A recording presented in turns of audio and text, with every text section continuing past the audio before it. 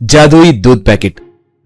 तांदूर नामक गांव में लड्डू और सोमू नाम के दो दूध के व्यापारी हुआ करते थे। दोनों के घर अगल बगल में ही रहते थे। दोनों को शादी होकर बच्चे भी थे। उनके घर के सामने गौशालाएं भी हुआ करती थी।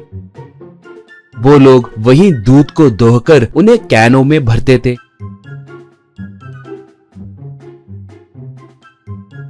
बाद में उन कैनों को साइकिल पर रखकर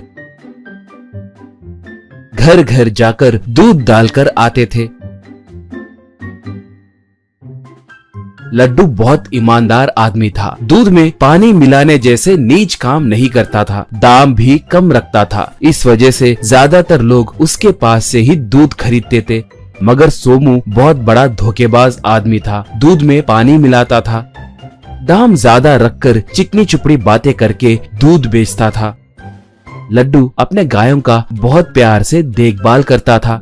मगर सोमू अपने गायों को मारता था और डांटता भी था। जो गाय दूध देना बंद कर देते उन्हें सोमू कसाई को बेच देता था। वो बहुत क्रूर आदमी था।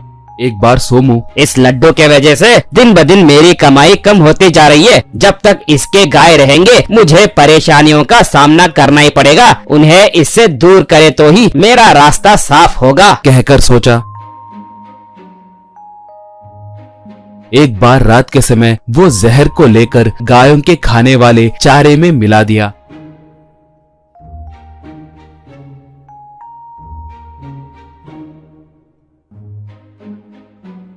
अगले दिन उस चारे को खाए सारे गाय वहीं के वहीं मर गए। मर गए गायों को देखकर लड्डू और उसका परिवार बहुत दुखी हुआ। ये देखकर सोमू मन ही मन में बहुत खुश होने लगा। मगर उसे कुछ पता नहीं है जैसे नाटक करते हुए लड्डू को दिलासा देने लगा था।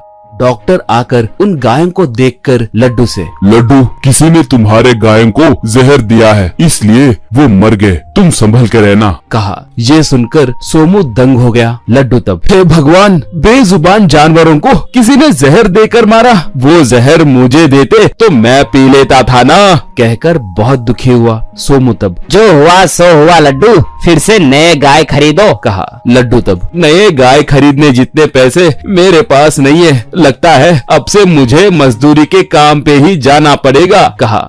ऐसे लड्डू मजदूरी का काम करने लगा।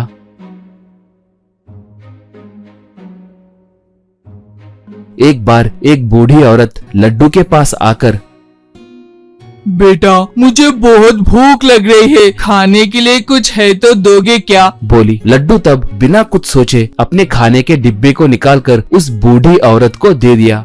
वो औरत उसे खाकर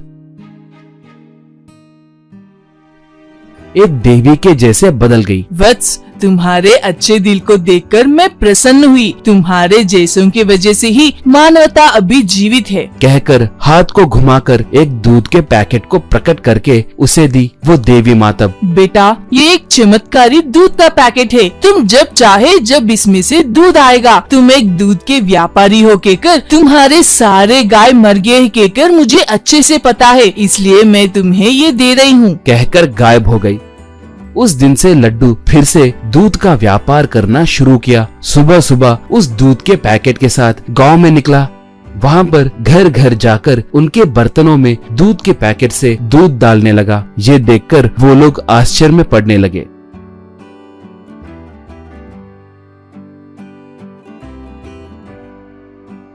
दाम भी बहुत कम करके देने से सोमू के पास अब एक भी दूध नहीं खरीद रहा था। सोमू तब, इस निकम्मे के सारे गायों को मार दिए तो ये रोड पे आ जाएगा, कहकर सोचा था। सोचे जैसे ही ये मजदूर बन गया। मगर इतने में इसे वो चमत्कारी दूध का पैकेट मिला। ये दाम कम करने की वजह से मेरा पूरा व्यापार ठप पड़ गया। कुछ भी करके उसके पास से दूध का पैकेट चुराना है, उससे मुझे पैसे कमाना है, कहकर सोचा। वो उस रात लड्डू के घर में चोरी छुपे घुसकर दूध का पैकेट चुराया। सुबह सुबह वो उस दूध के पैकेट को लेकर दूध के कैन के साथ खड़ा था। उस दूध के कैन में पैकेट से कैन को भरने लगा था। कैन भरते हुए देखकर वो बहुत खुश हुआ। बाद में उस दूध के पैकेट को घर में रखकर गांव में दूध डालने के लिए निकला। वो ग्राहकों के बर्तनों में दूध डालने लगा तो दूध के बदले गंदा पानी गिरने लगा था।